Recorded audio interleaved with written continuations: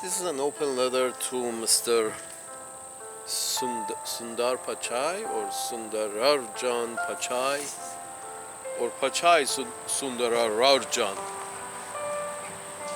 the CEO of Google and YouTube.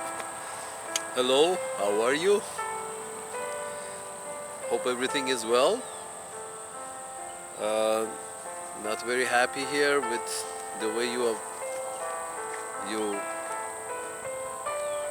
hide my account. Thank you very much. Not very happy, but not surprised either. You hide my account on YouTube. That's fine. They call it shadow banning. Here's to you, sir. No hard feelings. The reason I say no hard feelings, Mr. Pichai of Google fame or Google money passed through the hands of McKinsey & Co. So McKinsey & Co. evaluated you and understood that yes, you're a ball player. You fit in the team just fine. For those in the back of the class, Mr. Pichai has been, has done all of his studies in India. Born in Madurai and to a Tamil Nadu family in Tamil Nadu, and anyway, the rest of you can find the gentleman's, Mr. Pichai's information for yourself in Wikipedia. Anyway, the point is this: you first stepped into business of Uncle Sam's managers as when you passed through McKinsey & Co. for 6 months, a year, whatever, a very short time. And once the McKinsey & Co. decided that you play ball and you're part of the team, then you became a managing consultant, and they sent you to very nice rich corporations, and you guaranteed a good product. That is a team player. Okay, a team player from India, and now you have reached the heights of being at the top of Google. Great, we are happy for you. But here is the thing. This is an open letter to you, Mr. Pichai, if I'm pronouncing it correct. Unfortunately, hopefully I'm pronouncing it correct. Here's a letter to you and the rest of my friends, my brown-skinned friends from India. I spent 3 years in India, and I was in a college that I was classmates with people from North India, South India, middle of India, west of India, east of India. So we had from all around. It was in Manipal, Karnataka. I still don't pronounce it right. Anyway, and spending 3 years in India gave me a nice perspective of an outsider. So I want to give you my perspective, and I could be wrong. I am often wrong, but I could be wrong. But this is my perspective after spending time, energy, and effort to get to know India and Indians for 3 years, and before that and after that. Here's what I understood. I could be wrong again, but here's what I understand. If you pay enough, if you pay an Indian enough,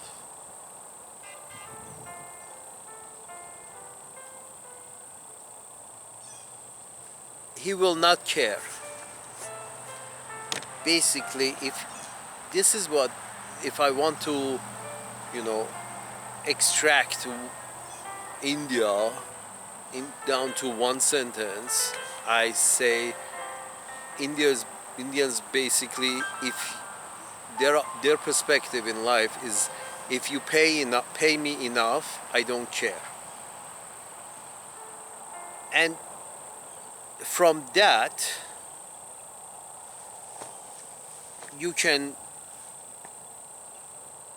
basically, if I have to break that down, I can go like this. I would say that uh, what people are, the character of a country, the character of a culture, the character of people, the stereotype. Well, stereotypes are correct. 9 out of 10, it's they tell us we shouldn't, stereotype, but no, I think there is a reason we categorize everything, and we do a spreadsheet on everything, because we like to categorize things and put everything in perspective. So stereotypical means the curve of the bell. That's stereotypical, and that should be referred to. It's nothing to be ashamed of, and it's nothing to distance oneself from. Stereotypical is right, because that's the bell curve. That's exactly where 90% fall. So what I say right now, if you fall outside of that 90% and you're just a part of the 10% or the 5% or the 2% of Indians, that this doesn't describe you, what I'm going to say doesn't describe you, I am very sorry. But you're a minority in India. What I understood in India is that their main difference from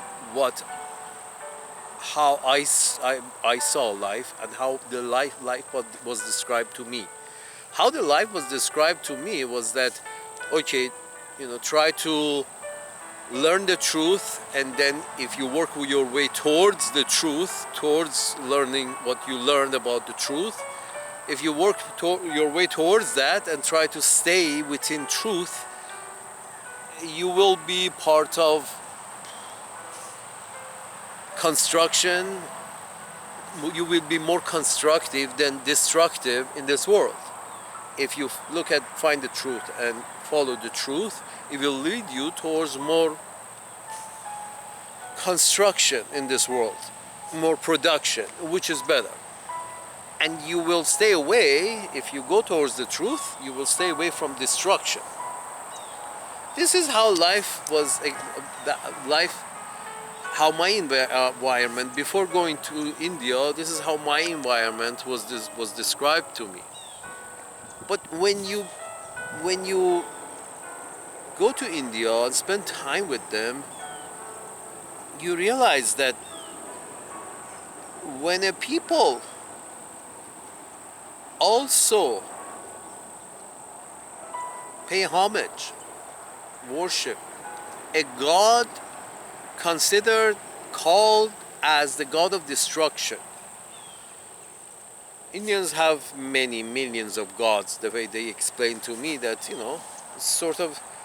it's like it was a tribe of gods, and all of them had magic, and there's a tribe, and there is a god that they have from that tribe that they worship, that's full of gods.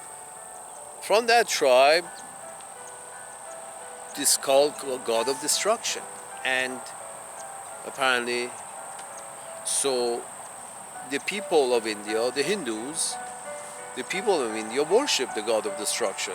Some of them worship this god more than the other god, but other ones worship that god more than this god. Anyway, you take your pick. In the Hindu religion, apparently, you go to whichever temple, you like the smell of. So sometimes you have to go to the god of destruction temple because it smells nicer. The arms industry has spent some money on incense. Here's the thing. So this temple of god of destruction that has, maybe because it smells nice, many in India go there, or because of family tradition, they visit this temple more than the other temple because it's their family tradition. Just like many Christians visit one church more than the others because it's their family tradition to be Catholic and not Baptist. Anyway, you follow your family's tradition, fine. So some families in India, their tradition is mostly going to the house of the god of destruction. There's the god of destruction.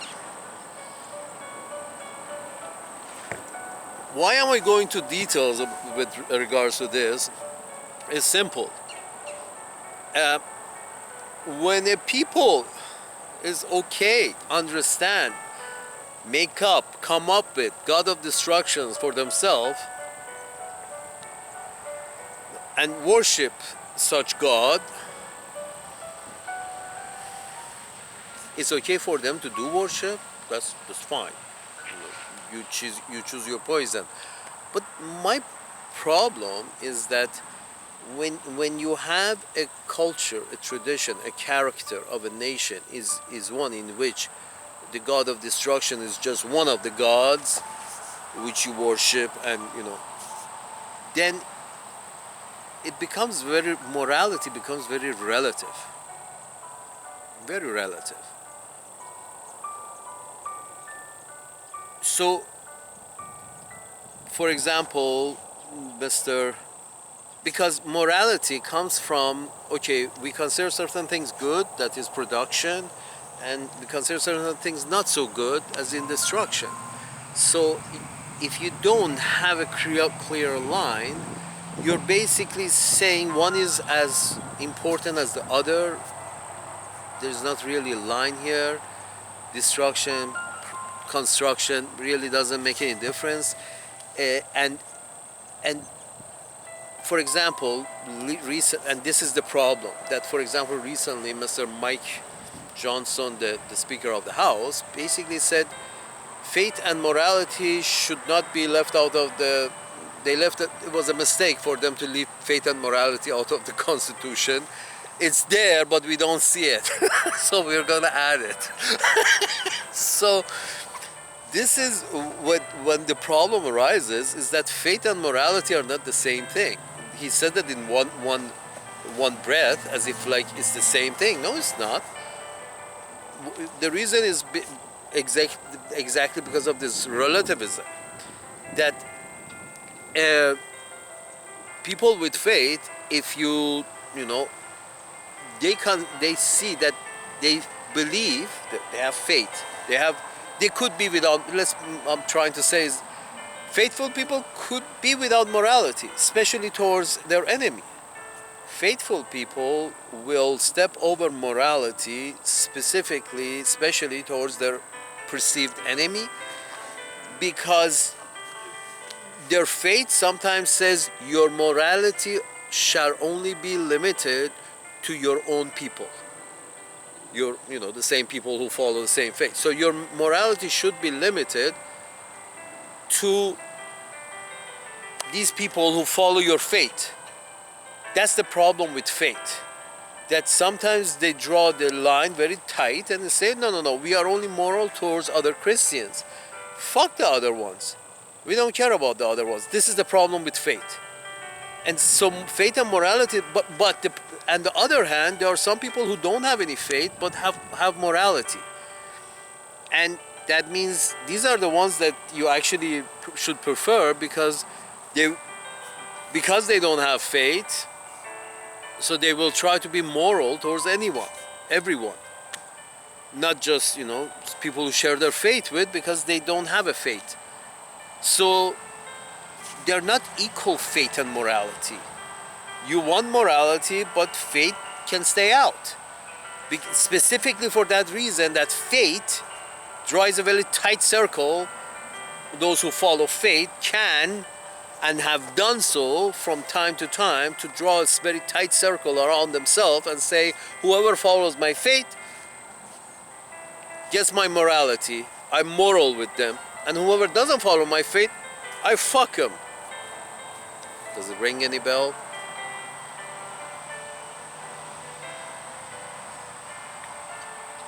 Most recently in the Middle East, does it ring any bell?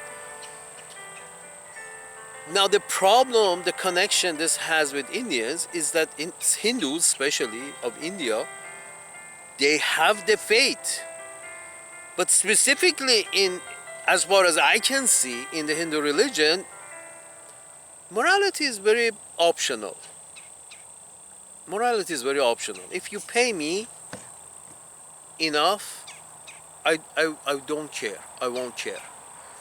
So what does that mean in action on the ground?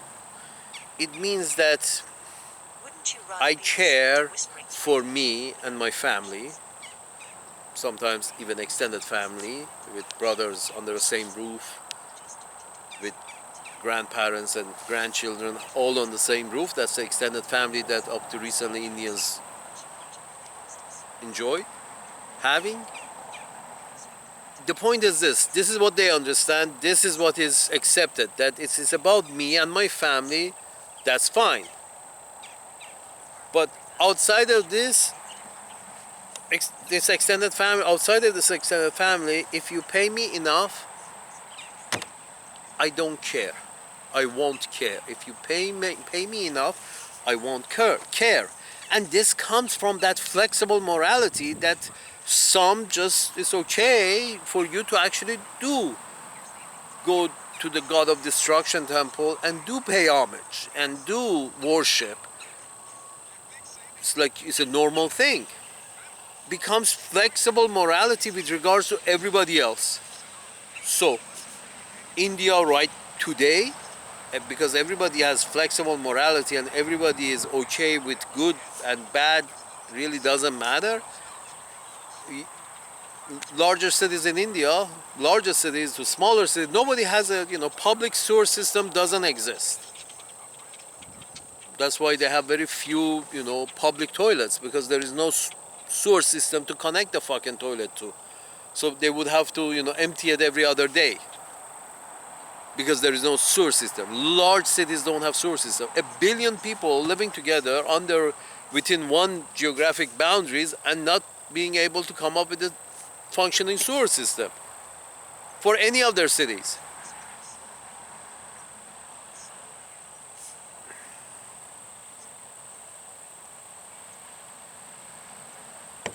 So my point is this, in 21st century,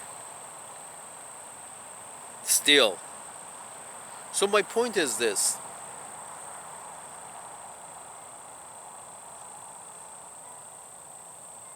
Indians rise through the ranks of managerial ranks quite well. They rise through the managerial ranks quite well.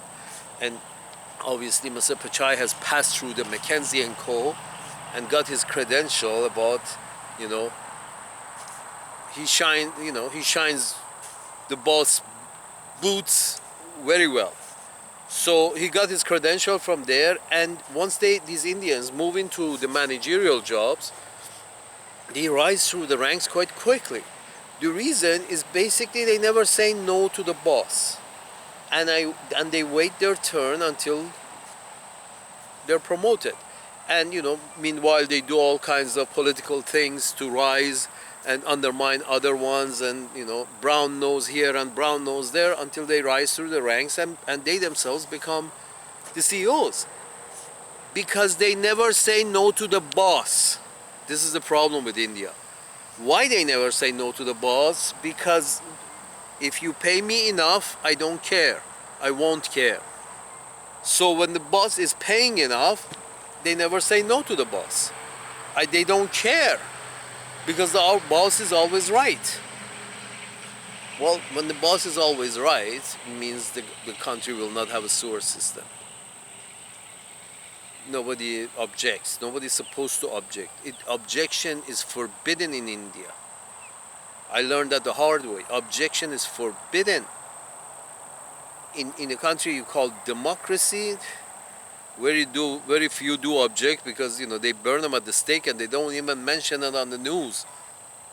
It's a shit show in India. Absolute shit show. If you don't believe me, you gotta go and see. My classmate, one of my classmates was murdered. His girlfriend raped, and he was murdered in the college I was going to.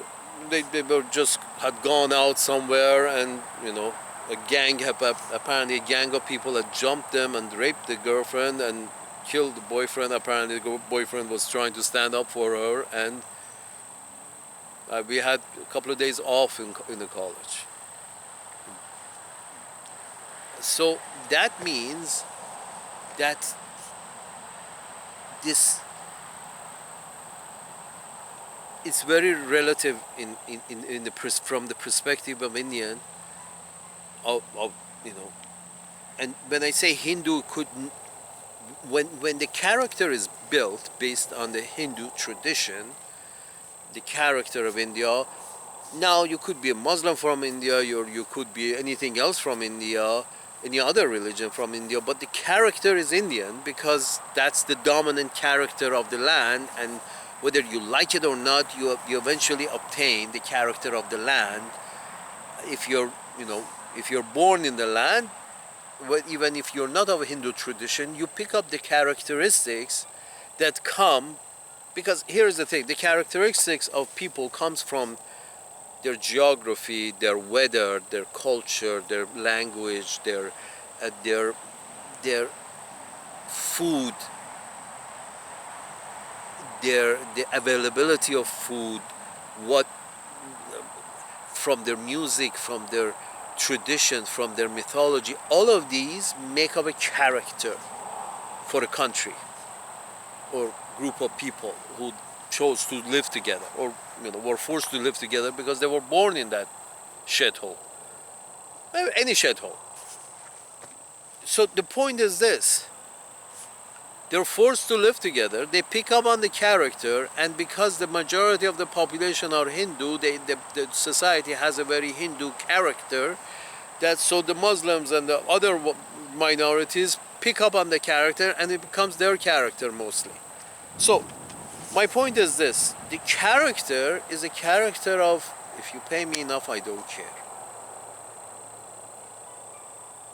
Then rising to the ranks of managerial ranks is very easy, because the boss is never wrong, and you always brown nose towards the boss and try to rise through ranks as fast as possible, because money is very important. Here's the thing: Indians have this god, from what I gathered. I could be wrong. All of this could be wrong. Research it yourself. There was this god with the elephant head. The god with a man's body and an elephant's head, and in most of his pictorial representation, there is, literally money coming out of his hands, sort of like trying to describe this god to the peasants. They describe the god as, a god that, gives wealth. Worship this god, give some money to this god, so this guy will give some money back to your, to you. You give to God, and God gives to you. That's a tradition, within a lot of religion. Most religions have this tradition of you have to pay the God. And it's not really, you're not really paying the God, you're paying the guy sitting behind God. Anyway.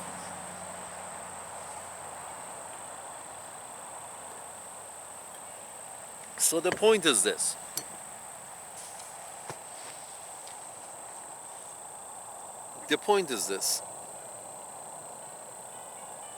you put the idea of that morality is very flexible, because we also have a god of destruction. Then you go to the god that money is, we have a god money just pumping out of his hand, just gold nuggets. The pictorial diagram of this god with the elephant head is usually with gold nuggets splashing out of his hand, a symbol of prosperity. So money is very important. And then there is the god of destruction, is also a god we worship. You put these together,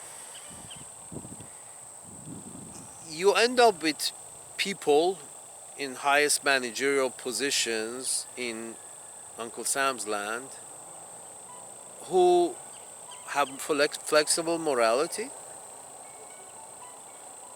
Money is very important, and if you pay me enough, I will not care. So therefore, I have a feeling that the gentleman in charge of Google is not really in charge. He answers to some government organization or people within a government organization about what he should do and what he should not do with regards to his search engine and his, video store, which videos should be promoted, which videos should not be promoted. This is basically, they're telling the CEO of Google that, you should do this and you should do that. And he says, of course, I'm getting paid enough as the CEO of Google, as CEO of Twitter, as CEO of, used to be an Indian guy, as CEO of this and the CEO of that. These are all brilliant people. The problem is that the flexible morality. The problem is the idea is, if you pay me enough, I don't care. I will not care. Why do you think 200 years the British were able to suck the blood out of the Indian body for 200 years? Because the Indians were okay to, the upper echelon of Indian society was okay to go along with yes sahib, which basically translate to yes master, yes master. Indians, I mean, you had to force the black people to say yes master. Indians say yes master as a matter of, routine. Yes master. They have no problem with master. You know, let's put it this way: very few Indian, you will ever find very few Indian revolutionaries within the Indian character. You don't find any revolutionaries. We're talking about the revolutionary in India was Mahatma Gandhi, who basically said, okay, I'm just not going to eat. I'm going to sit here and not eat. You have to listen to me, or else I will die of starvation.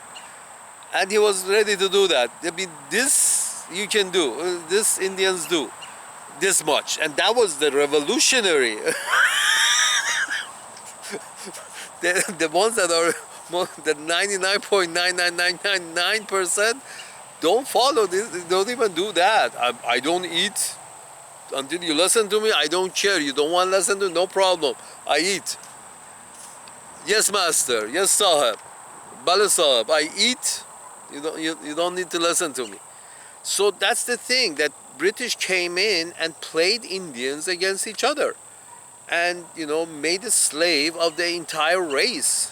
The fucking British made a slave of entire, willing slaves. Indians are willing slaves. The Indian character is a willing slave.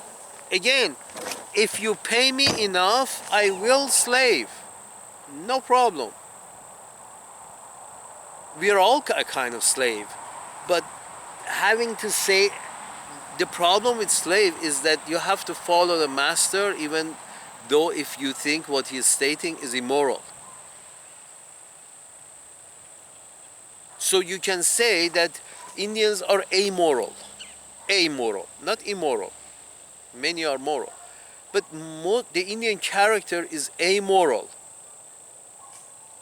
God of construction and God of destruction have more or less the same number of visitors during the day. The temple of God of construction and the temple of God of destruction, they have equal number of visitors. That's it. That creates a very peculiar character in the nation. The character is, I care about my family, me, my family, my extended family. I care about them. The rest, if you pay me enough, I won't care. That means that then you have the managers, CEOs, these Indian CEOs and Indian managers going along with anything that the state demands. They won't protest.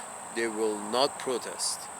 State demands this, and they follow, and the state demands that, because people with that kind of character that says, I go along with anything as long as you pay me, then the state has the biggest dick.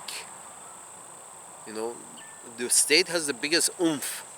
So of course, these people with Indian characteristics, with Indian characters, are going to bend double for the state. They will bend double for the state because the state is the strongest one, and these guys want money, want to eat, and they don't care as long as they get paid.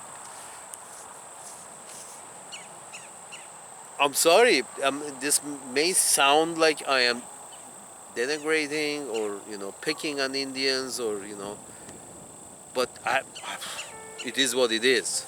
It's self-explanatory, and it comes from the culture, it comes from the religion, it comes from the culture, it comes from the weather, it comes from the whole matrix that is India. Produces these folks who are rise to the top because they never say no to the boss, and they always brown nose, and they always try to be the nice one because they want to be perceived as good, as team players, as dependable, as all of the good stuff. But the problem is that, and we already know that this is research has been done, that the leaders of many of these most corporations in capitalism, the leaders, the owners, the ones who did the hard work to make this corporation success, most of them are considered by science as psychopaths. They say psychopathic traits, psychopathic traits in terms of psychology. Psychopathic traits are dime a dozen in personalities which reach the highest levels of corporate power in a capitalist system. Psychopathic personalities are, are good as far as capitalism is concerned, because those are most of those are the leaders of industry in a capitalist system. The problem is that you have a psychopathic leader. It's like 9 out of 10 or 8 out of 10 of these leaders of corporations, owners of corporations are but proven by science that they're psychopaths because they have those traits. That's why they reach those positions. Psychopaths, not caring about anybody but me. Does it ring any bell? That would be the trait and Indian characteristics. You can say it's part of the Indian characteristics, the part that they have something in common. These psychopaths and the Indian characteristic has the same something in common, and that is to say, I don't care about anybody but me and mine. That's more or less the same thing. That's the psychopathic characteristics.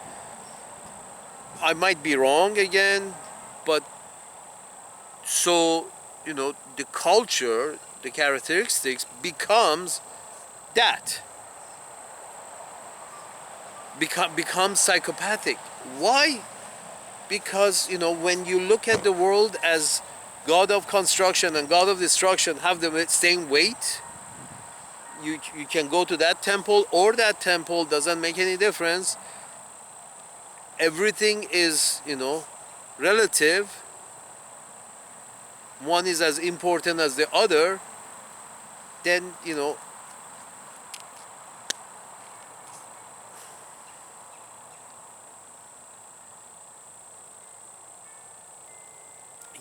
and when money is important, you can be bought and sold, and you really don't give a damn.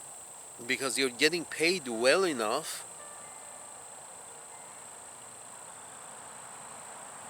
You're getting paid well enough and you don't care based on your culture, based on your paradigm, based on the matrix you live in. The matrix tells you shouldn't care because it's not happening to you. You're having a good time and you're making a lot of money. So why would you care? Especially because, we are going to be reincarnated and there is no good and bad, and we have this God and this God and they're both given equal weight. So there is no really good and bad. This is what I'm trying to reach at. And this good and bad is the problem. Then you don't believe in any morality. There is no, when you don't believe in good and bad, you pay just as much homage to the good God, the God of construction, as to the God of destruction. Then when the NSA comes and tells you that you have to censor, you say, of course, I'm getting paid very well. I will censor, no problem. What do you want me to censor? How high you want me to jump, Sahib?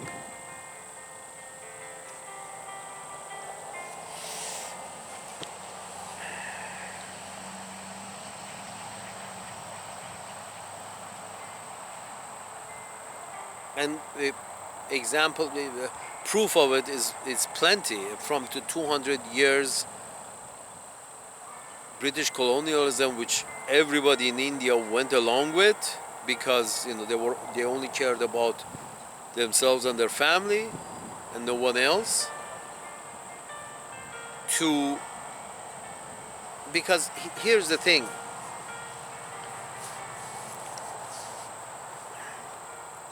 To lack of sewer system, because that's something that belongs to everybody. So we are not really into that. In India, we are into providing for me and mine, and we are not really into collective bargaining. So we don't have a sewer system in our cities. Who cares?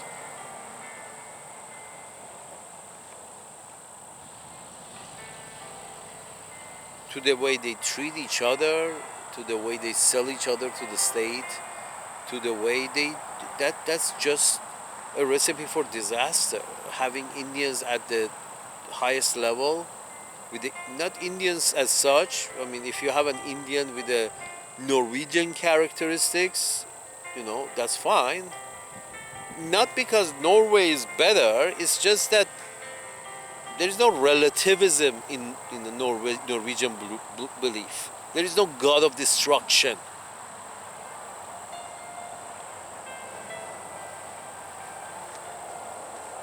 A Norwegian brain could not justify, pay me enough and I won't care. So bribery in Norway is just not understood, because they consider their community as important as themselves, which is an alien concept in India. Community, yeah, me, my family, and my extended family. Yes, that's my community. The rest of society, oh, couldn't care less.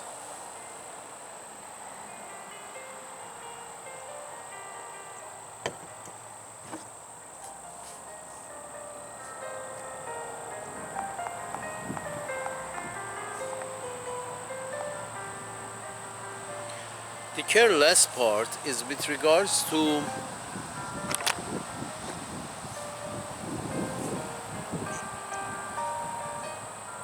you have to care to stand up to the man, to the boss. You have to care in order to stand up to the boss. When the boss, wants to screw a whole bunch of people, not you or yours or your family, but the boss wants to screw a whole bunch of people. If you're not of a characteristic to stand up to the boss and say, no, I'm not going to be any part of this. I'm not going to let you stand by, watch you screw a whole bunch of people. No, I'm not going to do that. Sorry. Either I resign or don't screw the bunch of people. This is, a non-Indian character would say that, but Indian character will never say that. Somebody with Indian characteristics would never say that. Boss, I will not stand and watch you screw a whole large number of people. When I say screw, it means hide the truth. When the truth is hidden, a whole bunch of people get screwed.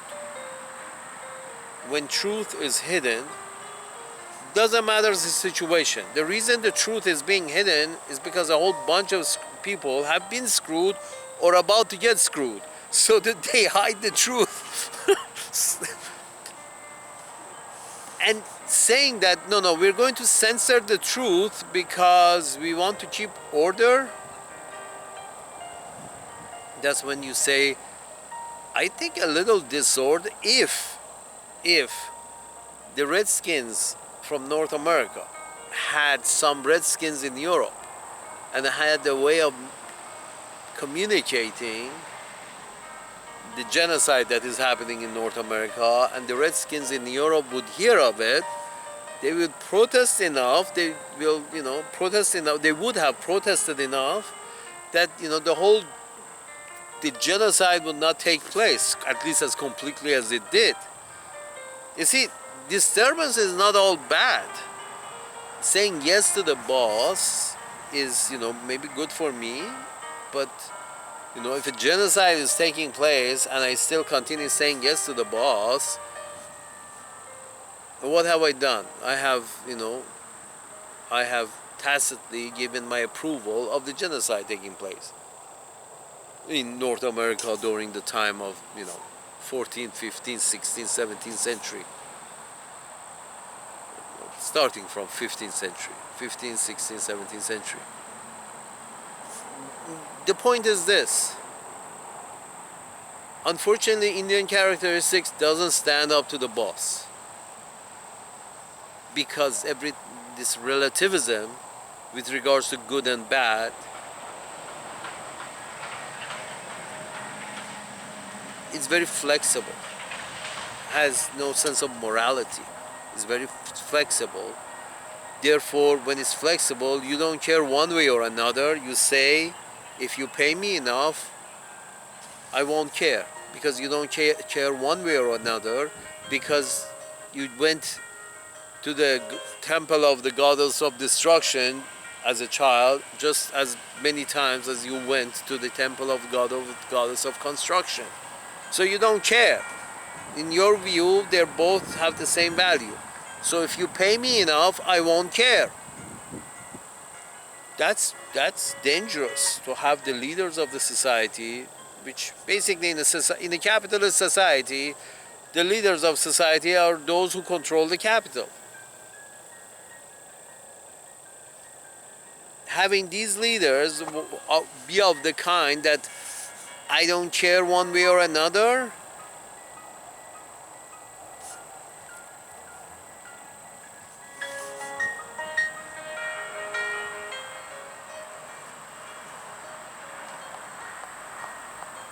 as I say, when you say I don't care one way or another, if the truth is not told, if the truth is hidden, if the truth is shadow banned, a lot of people suffer. That's why the truth is we are only sensitive to the truth when the truth is going to undermine us. We are only sensitive to the truth when the truth is going to undermine us. If the truth is going to exonerate us, of course we don't care. Tell the truth. But we only care as the NSA, we only care if the truth undermines us. That's when we care. So that's when we try to hide. And if Mr. Pichai is okay with hiding the truth, because some people don't want to, end up with egg on their face, what Mr. Pichai has done is worked for his family and himself and his family, and has been paid enough to not care.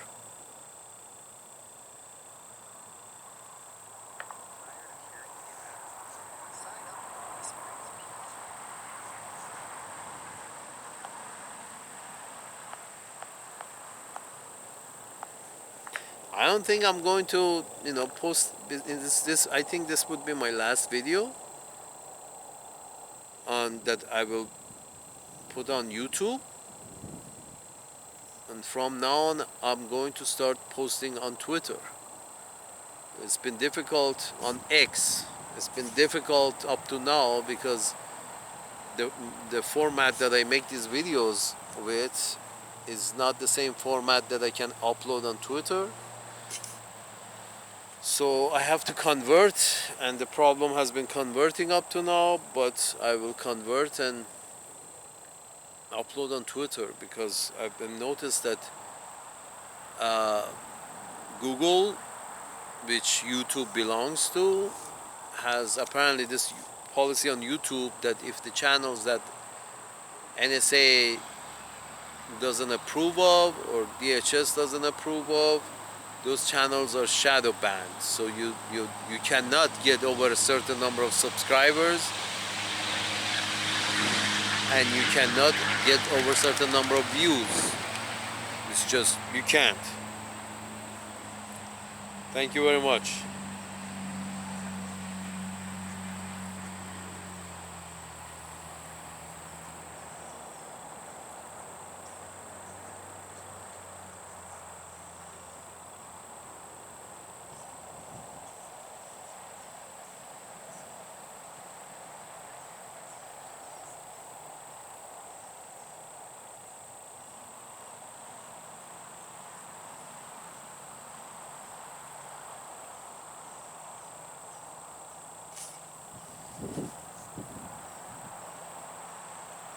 Joy are full and complete.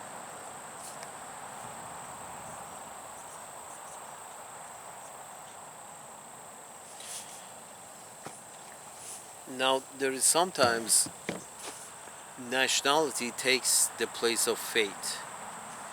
Sometimes as I said before, the problem with faith is sometimes the faithful believe that the morality only applies to people who share their faith, and they can be as immoral as they want to be to people of other faiths. The story that's been going on in the Middle East for 5,000, 10,000 years now. Sometimes nationality takes the place of faith. Faith already had this problem that some of the faithful only believe that they need to be moral only with the people who share the same faith, and they don't need to be moral with the others. Now imagine that nationality sometimes replaces faith. Under such circumstances, nationalism starts saying that no, only those people who belong to my tribe in this nation, I only need to be moral with them. Not all of them either. These nationalists replace their faith with nationalism. They replace their religion with nationalism, or a combination of religion and nationalism becomes their faith. This becomes very dangerous because this faith is that idea that says those people who have faith, who have more faith than morality, their faith usually dictates to them if the conditions are right on the ground, they start interpreting their faith as in a way that says only those who share my faith will, I will honor them with my morality, and those who don't share my faith, I don't have to honor them with my morality, my sense of morality, and they're animals. I can consider them as animals, and because we are not very moral towards animals, we slaughter them to eat them. So then all you have to do is, look at your opponent as an animal. Then, in your view, it's okay to kill them and eat them. That's the problem with faith, and faith mixed with nationalism.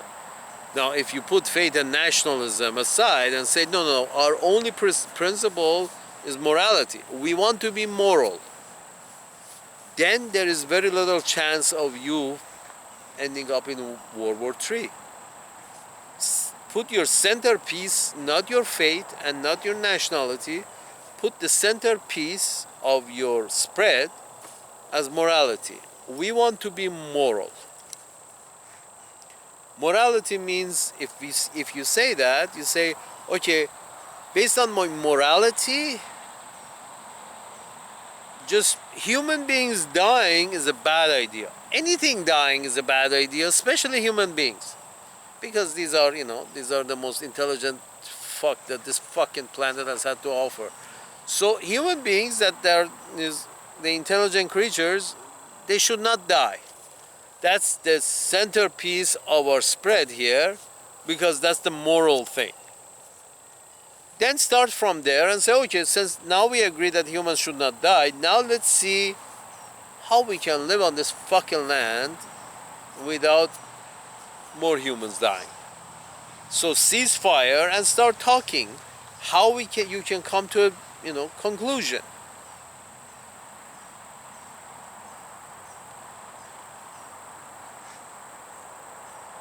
It's not that hard.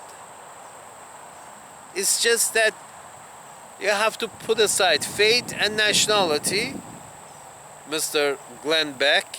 You have to put aside you have to put faith and nationality aside, and you have to say what is the moral thing to do.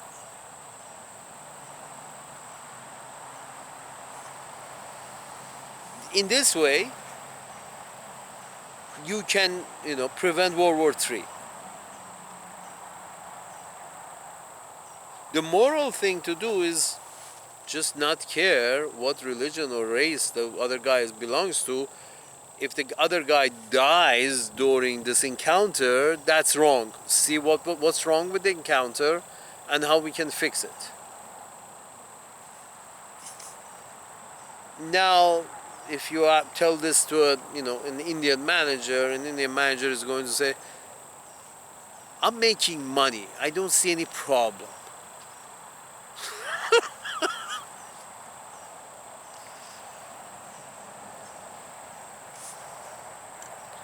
This is to my Indian friends.